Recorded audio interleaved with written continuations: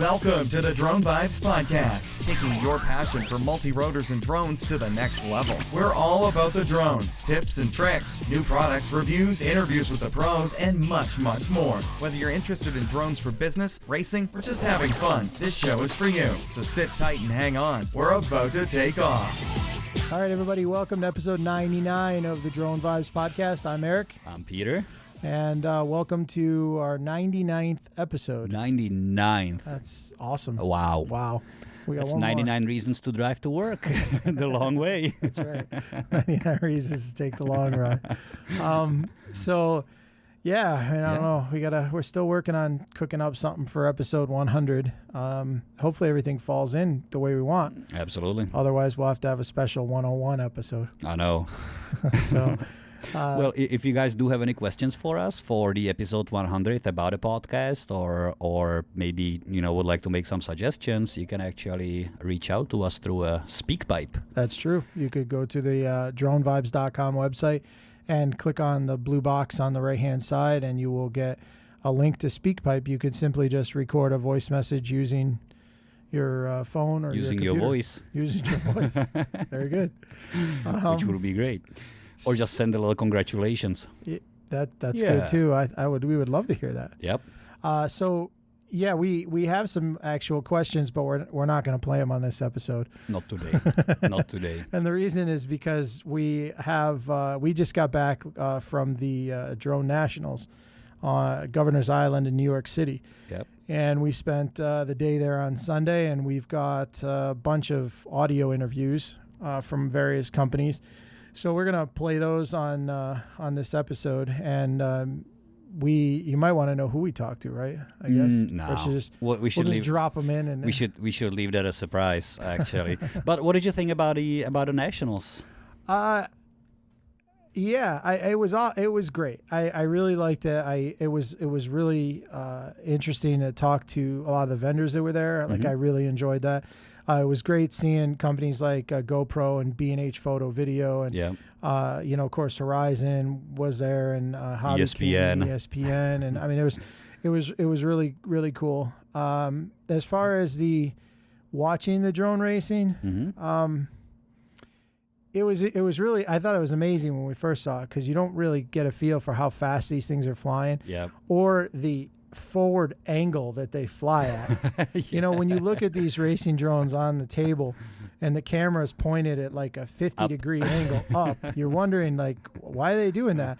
And when you see these things fly and they're literally just sideways, is crazy. Yeah. And when you look at the obstacle course, I mean, it takes a tremendous amount of skill to fly the way these guys fly. Yeah, like it's very fast paced. Oh yeah, I mean, I don't. They say they're making a big deal online now that this is, as they should, that this is becoming a new mainstream sport. And I saw some comments that a lot of people were making online, kind of against it, like, oh, a flying toy, helicopters or something, is not really a sport. Yeah. But I'm not going to downplay car racing or anything. But if you're car racing and you're driving around a track, you're going around. I know it takes a lot of skill, but you can't take that away from these guys who are flying these machines that are 200, 250 millimeters big at 80 miles an hour through crazy obstacle courses in full 3-dimension, wearing a pair of goggles. Yeah. Like it's it takes a skill. It definitely does. Yeah. I mean, and of course, then my other observation was, after watching it for about 15 minutes, I kind of lost interest, right? Because you can only watch, they're so small, and when you see them go by, all you hear is meow, and and then they're at the opposite side of the course, and you really can't see them. So it's still working to translate to a spectator sport, I think. What I did enjoy, though, was anywhere there was a big screen and they were piping in live camera footage from the machines. Absolutely. That was really cool. They had quite a few screens. I think that's the way to go, actually, or that's the way to show it to the spectators. I agree. The screens helped, and the aquarium, do you remember? Yeah, so the aquarium. They actually had this, how would you describe it? Tunnel. It was like a plexiglass tunnel. Or it could be used as a torture chamber. could be used as a because it was pretty hot. It was hot in there. It was an oven. It was a big plastic tunnel. But it was awesome. So for you guys who haven't been there, they actually had this. It was a plexiglass aquarium that you could stand in, and it was you were looking at the little stands they were starting the drones from. Right. And the gate was on the top of the aquarium, so it was actually kind of cool to see them, fly over. Hit once in a while. Yeah, every once in a while. Yeah, it was funny how, every time you heard the ting, the drone hitting either the aquarium or one of the aluminum poles there. Yeah. It was You'd like hear a collective, crowd. The crowd, like a collective. It was so it goes to prove, just like I guess like NASCAR racing, right? Yeah. I mean, seriously, you go there for four hours and watch cars go around. Everybody gets excited when they see like a crash, and it's sad that that's kind of how we are programmed. But let's face it, that's what adds the excitement.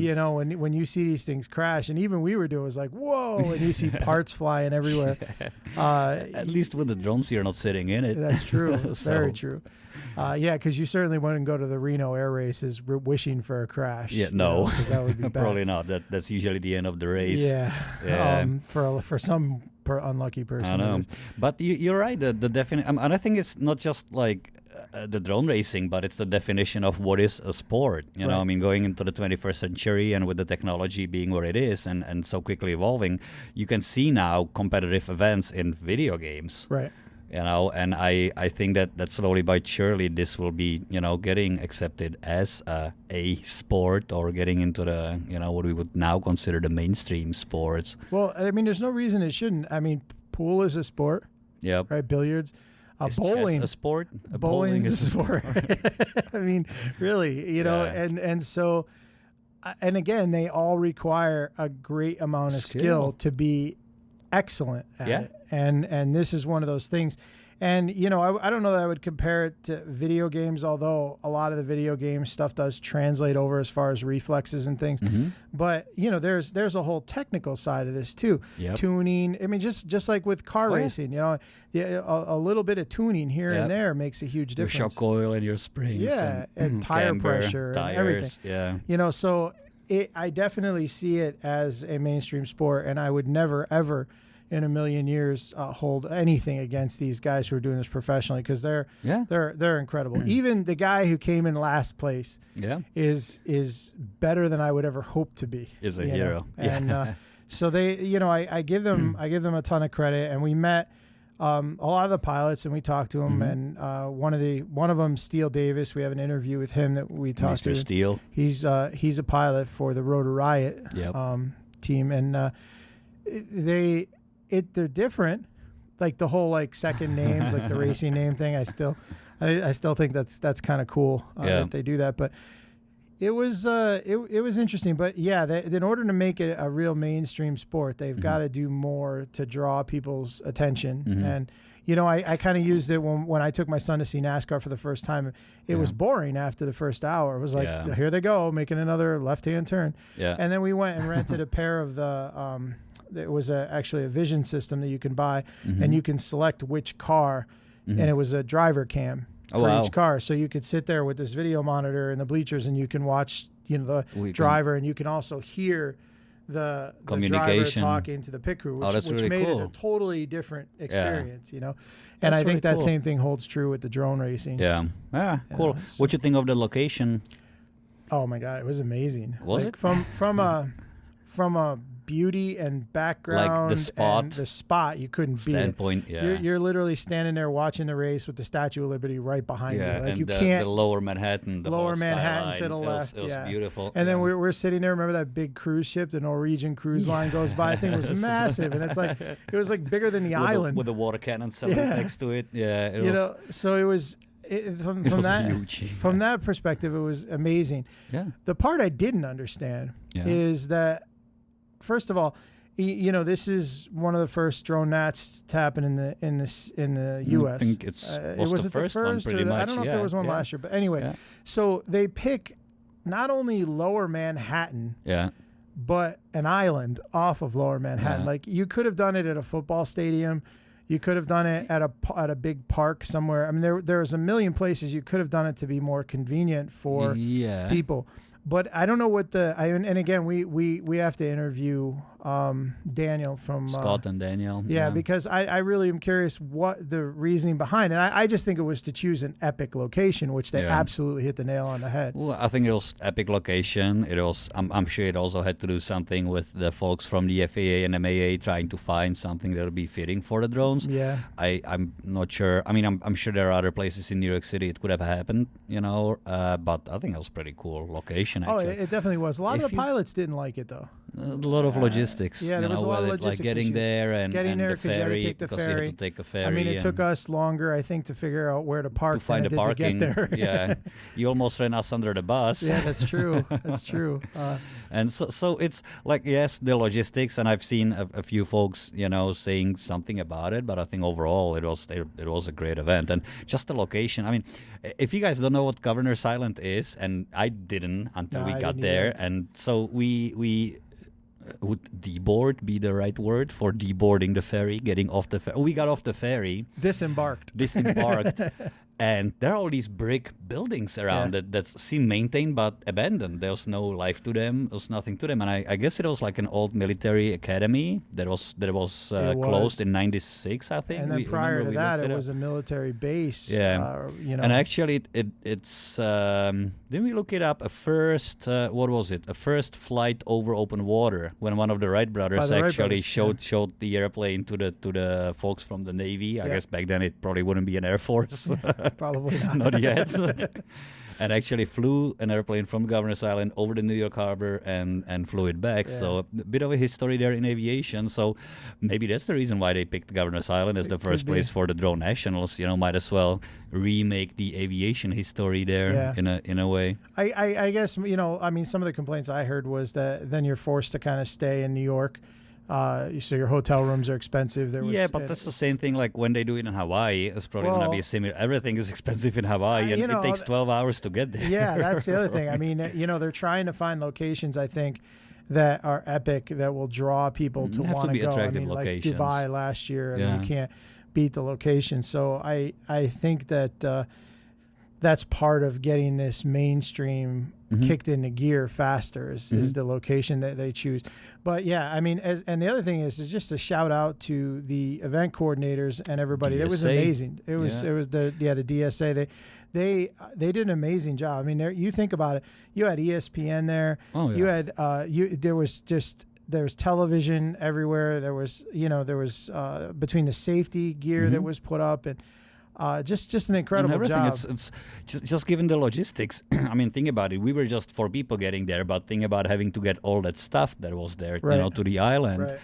And I know there's been, a few people who may not have enjoyed the event the way they would hope. I mean, there wasn't, to my understanding, much of a time for the pilots to practice or to fly. I mean, there were some people that only got to fly a handful, if any, batteries throughout the event, and I'm sure it was a little disappointing for them. I mean, that sucks. But on the other hand, I think that some of the critique towards the organizers is may not be entirely fair, because you're putting together an event that's one of the first ones of its kind. I mean, you had how many? A couple hundred pilots there, participants, 150, which is a lot. I mean, I remember we had 20-25 show up for our events. The local event. That was a handful. That was a lot.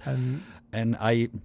Given that, these guys have the ESPN deal and there may be some sponsors coming in already, but I don't get a feel that somebody's getting rich off this. I don't really see that the guys who organize this do it for notoriety. They do it because they want to help the sport and hopefully evolve it into something else. So they do deserve a lot of credit.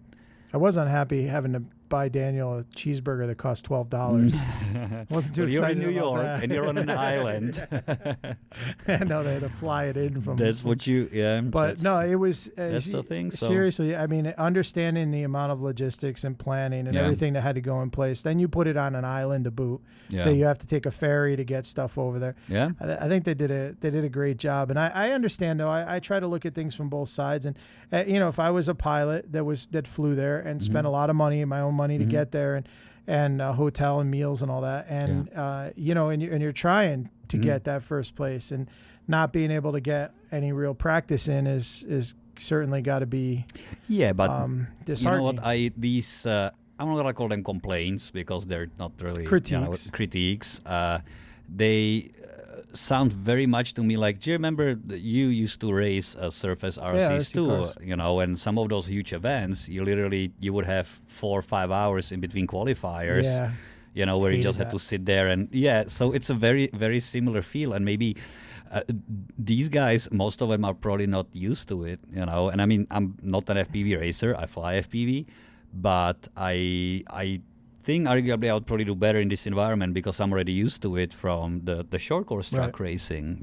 Same thing. I mean, that's what you get with the large events. And I don't think that it's still set in stone that racing this size of drones in this particular type of track will be what this sport will evolve to, because you've seen there is a talk about some of the large scale drones, so it may be a little bit more attractive for the viewers. The wings were also really the flying cool. wings were cool. I think, like, from the spectator's perspective, the wings, because you can actually watch them, and they're wicked fast. Yeah, they're very fast. The sound they make, so there is something about it that just makes them seemingly a little more attractive. From I don't know if spectators. that was the first time they did wings in one of these events. Wasn't it? I don't know for sure. I am not sure. I would have know to talk to when we have an interview here with Horizon Hobby and Steve Petrato, he was talking about and showing. They had that new wing there, which was nice. I have to get one of those actually. I got hooked. Yeah, I never had a wing. I mean, I obviously had RC airplanes, but that's about it. Yeah. So it was a really cool event. I won't fly to Hawaii to go see it, but I will. You could, but I'll have an open invitation to Kauai anyway to stay there for free and shoot. So it will be cool. So I'm lining up all the friends. I have friends midway in Washington State where I can stay for a few days to kind of, because it's a 12-hour. Yeah, it's a long. I've done it long before. Flight, but the jet lag, it's like 6 hours. Yeah, it's a lot. So I might as well try to alleviate some of that. But you're right. To me, it wasn't what I really enjoyed about this event the most. Call me selfish, but I finally got to meet many people that I've been friends on, say Facebook and through different interactions through the podcast, but never got to meet them face to face. Yeah. And this was like the first time to kind of shake hands and have some fun at a really, really nice event. And for me, it was similar. It wasn't as much as meeting people for the first time, but it was because I've been in this industry for 15 years. Plus, actually, and so it was seeing people that I haven't seen in a while, which was really nice. Yeah, that was awesome, and kudos out of all those people, very memorable. Daniel Herbert out of Sky Gear Solution, he was actually there with the DSA, and being all busy and helping organize the show, he actually took the time to take us around and show us what's around and introduce us to people. Yeah, we really appreciate it. Which was awesome. That was wonderful. He's a great guy, and he does support the sport and all the drone happenings a lot. So kudos to Daniel. Too bad we didn't get to interview him, but we'll get him on a video interview. Like crazy. It's wood, and I didn't want to bother him. We had the same problem with some of the pilots just trying to get an interview because the schedule was really weird, and it was the last day, so it was the finals, and everybody was either busy, quiet, working on their machines, or they were running to, because you got to there was individual events, team events, the wing event, and there was freestyle event. So there was a lot going on, and we were fortunate to get the interviews we got. Shout out to Chad Capper. We had tried to interview him. Turns out we're on the ferry heading back to New York City and turn around, and there he is. So he accidentally got on the wrong ferry. So he was on the wrong ferry too. So it was nice to visit with him for a little while. We did not do a recorded interview, but it was nice to talk to him. No, but we did a while ago, and I'm sure we'll have a chance to catch up. And just like after Dubai, when we did have Brian Morris and Shahan on the video interview, I mean, this is why we built this, so we can have the video interviews. I'm sure we'll be able to reach out to those guys. We did get to spend some time with Brian Morris, and we didn't do an interview with Brian. We had Brian on the podcast before, but we are. I also sponsor Brian as part of Stepcraft, so we were able to get the photos we needed and see some of the machines that he made on his CNC machine. And meet Christy. Cool. Got to meet Christy, who happens to be Czech too. So it's like So we got to his better half, I guess, and so that was a lot of fun, and we got to hang out with Mr. Von Quad. Mr. Von Quad, finally. Trace. Shout out to Trace. That was awesome. We had a really good time with him, great guy. We got to be pals. We met Craig from B&H, which was awesome. That was a long. We spent a lot of time with him. That was a long interview. Yeah, he's a great guy. Actually, he's their aerial photography specialist, and he is involved a lot in the aerial part of B&H business, and I can imagine they must be like one of the largest DJI distributors in the country, if not in the world. I mean, B&H itself is huge. So. Huge. So we actually interviewed. We've got an interview coming up with Get FPV, B&H Photo, Thunder Power, Hobbyking. There's a new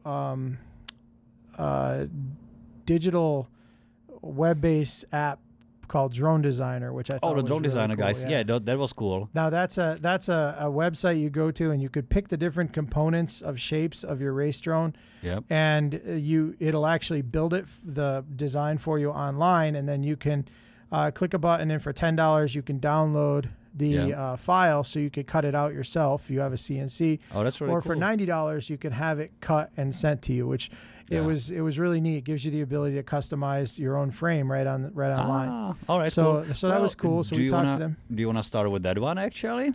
No. I don't know how we're gonna start them yet. How are we gonna start them? Right now I have to edit this later, and so therefore, I guess it'll just be a luck of the draw. Luck of a draw. We also have Ram Ophir from Connex. We have Ron from Multi-Rotor Mania, Steele Davis, and of course Steve Petrato from Horizon. So I want to, these interviews some of them I think were 10, 15 minutes long. Mm-hmm. So we may not fit them all in this episode. We're going to try to keep this episode to an hour. We've already used up about 25 minutes or so. We can just keep talking another. Or we can do the interviews. We'll probably get half of them in this episode, and then the other half we'll do in episode 100. So which one was your favorite? Not a person, but the interview. Wow, that's a tough question. I really enjoyed talking to B&H. I enjoyed talking to Steve Petrato from Horizon about the new stuff they have. I don't know. I think one of the most fun interviews was Hobbyking. Yes, Max. Because Max was awesome, but that dragon, it was incredible. Oh yeah, he had the pterodactyl with the eyes that light up, and you can FPV that around. Yeah, and it wasn't even an FPV product, but when I saw that there, I'm like, oh gosh, we really. If that hasn't showed up in one of those prank videos yet, it's about to, because somebody's got to use that. But I kind of share the sentiment there. Craig and Steve, those are like sitting on the top. B&H. I was a little surprised that B&H is actually getting into racing drone kits. They're involved and heavily in the drones, and you wouldn't. Well, they are in a photography and video, which I can kind of see because they are B&H photo video, but in the FPV. So we'll see what that does for them. They've got their own race frames. They're going to sell the motors and speed controls. They're going to sell everything. The whole kits or the whole setup. So it's great to see such a huge retailer get on board and actually get these on shelves. And it was great to actually talk to and see Craig's enthusiasm for the drones, not just the sport, but for the technology itself, whether it's the photo video part of it or the racing part of it. So they definitely have the right guy on the project. I've actually been in contact with him by email a couple times since, and he's a great guy. I can't wait to go down there to B&H to actually hang out. Pay him a visit. Well, I was going to go down this weekend, and apparently there's a Jewish holiday, so they're closed from 2 o'clock today until Monday.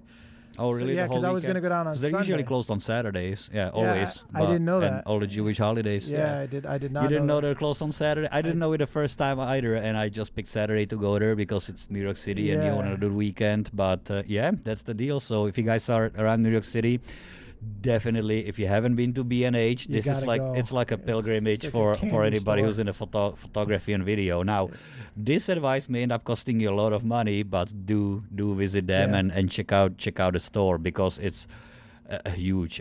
Huge is not a word, really. I mean, it's amazing. Yeah. Plus What's even all cool, the little conveyor things I was just coming say, through when you're walking through the aisles and all you see is conveyors products on the conveyor belts going to the packers. It's because they have to maximize. New York real estate is very expensive, especially in Lower Manhattan. Oh yeah. So they maximize every square inch of that facility. Very efficient, those guys. Not only that, but their people are knowledgeable, like beyond belief. Yeah. Oh yeah, absolutely. They know their stuff. I actually just bought. I just a couple hours ago ordered. I was looking for a new mic for the stand-up video studio, and somebody had told me to check out a shotgun mic, which so I looked at that, and I ended up going online, and I had 36 minutes to place the order for it to ship today. So I hit the live chat button, and I was talking to a guy. I told him what I wanted, and he could have sold me anything. Yeah. And he's like, no, you don't want to do this because of this. Here's a concern. Okay, the wireless system you have, this mic will work better with that. And he ended up selling me a new lavalier mic. Yeah.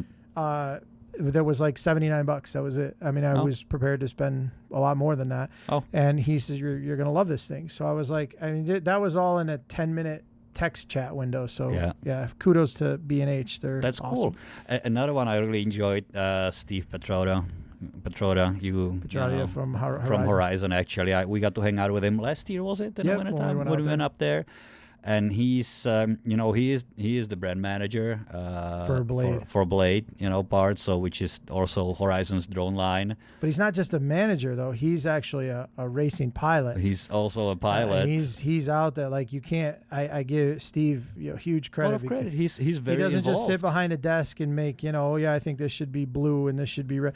Like he's actually out there flying this stuff all over the world. Not just he could have been sitting on his computer just doing numbers and working that, but he's as close to the industry as you can possibly be within the industry. Yeah, so he was racing. That's awesome. He was racing the wings and and the product shows it. I mean, look at it's.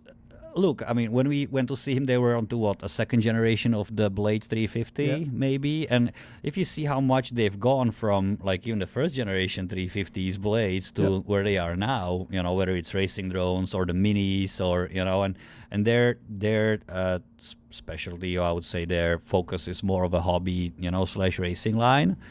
It's just great to see, and it's always awesome to see somebody who's as involved in a position that he is. Yeah. So kudos to him. Yeah, we also spent a little bit of time with Get FPV, and they kind of went through their whole line of I like their quads. That was my first quad actually. It was the QAV 250. Yeah, that's mine was a classic. fiberglass frame. Yeah, I got the G10 plastic actually. It was a milled G10 plastic. Yeah, I remember. That's a classic. It still sits on a shelf. So we spent quite a bit of time with Kim from Thunder Power, and we also got to meet the owner of Thunder Power, which was nice. He was over here. Absolutely. And they've got some really unique. They've got drone frames coming out, which I didn't even know about. Yeah, like, I didn't. Go figure, right? Thunder Power is a battery company, and it's their they were ready to run pretty much, or almost ready to fly. He didn't really get into all the details because it's not available yet, but they had a pretty big line. But we do have it covered a little bit in the interview, and we do have some pictures. So you guys, speaking of pictures and videos, we did shoot a bunch of videos there. Thanks to our friend Micah. Yeah, who Micah, actually helped us a lot. Hopefully his hands were not too shaky, so we'll be able to use some of that. Well, that's the thing. So with that being said, for those of you listening to this podcast right now, we hope to have a video for every interview that you're going to hear in this podcast on our YouTube channel, and that's the plan. The only one I looked them over already. They look pretty good. The only one I don't think we have a video for. I don't think we had a video for the drone designer. Yeah, one of them. Micah wasn't anywhere to be found when we were recording that. So. Oh yeah, he was talking to that redhead from B&H. by the B&H tent. Yes. He was preoccupied. Yes. Yeah, he was interviewing somebody else at the moment. Mike. Yeah. So he. So we don't have video for that one, but we will try to get video online. The video will not be online when the podcast airs. So you're going to have to go back and look at the show notes for this. Probably. We're going to make you go back. Yeah, because that's all up to you. No, after the weekend, I have one episode there, and I do have these pre-cut quite a bit, so I'll just sprinkle them out there. But if you guys haven't checked out our YouTube channel yet, now's a good time to do it. Now it's a good time to do it and subscribe, because we not only we didn't build our beautiful studio to look pretty, but we also now have video episodes. So we cut everything we do into segments. And you can find them on the Drone Vibes on YouTube, sorted into nice libraries. And there's playlist libraries for that. So do make it a point to next week go back and check out the interviews on YouTube, because the product that we're talking about, you'll be able to see it. And I don't know, I'm sure we talked about the video or the actual products, but you'll be able to take a look. So. Yeah, totally. All right, so we'll start rolling out videos here, or interviews, I should say, starting with Steve Petrato from Horizon, and I guess we'll see you on the next episode. Great. All right. 100th. 100th.